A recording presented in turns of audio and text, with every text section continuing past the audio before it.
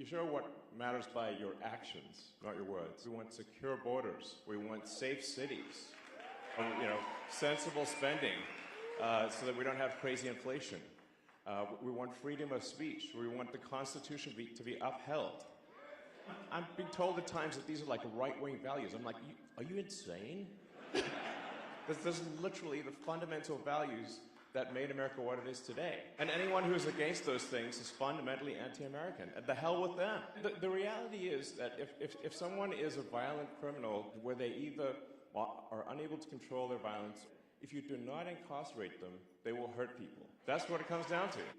The situation we have here is that the Democratic Party will not put hardened criminals in prison. How can we be the most powerful country in the world and it's not safe to walk around our cities? So on the border situation, it's like, is it real or is it not real? So I went there in person and I just literally live streamed what I saw. Our border looks like World War Z.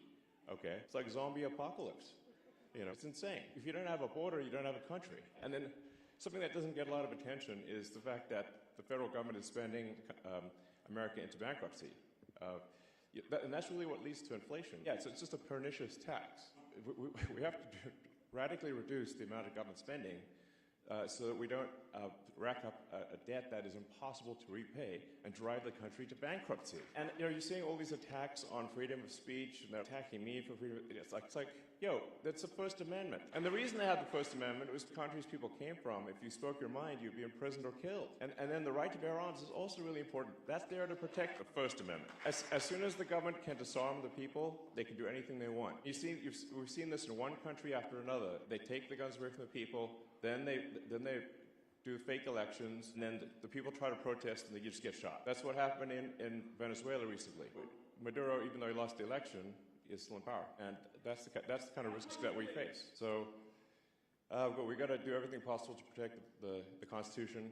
After thinking about it hard, it was very clear to me that Donald Trump has to win this election. And what I'm asking everyone to do is make sure that you're registered to vote, and then vote early, and then talk to your friends and family and everyone you know to make sure that they're registered to vote, because Monday is the deadline for voting registration. If there's ever a time to be a pest with your friends and family, this is the time. This is the time. Everyone you know, everyone you meet, everyone you run into, register them to vote, and then get them to vote immediately. And we only have until Monday night to register to vote. The next basically 3 days are essential. I think the future of America and the future of civilization is at stake. I'm happy to answer questions or take comments from the audience. Hi, Elon. What can the average citizen do to help train AI to be truth-seeking? Well, I think definitely, publicly pushing to ensure that AI is truth-seeking and is not sort of politically correct or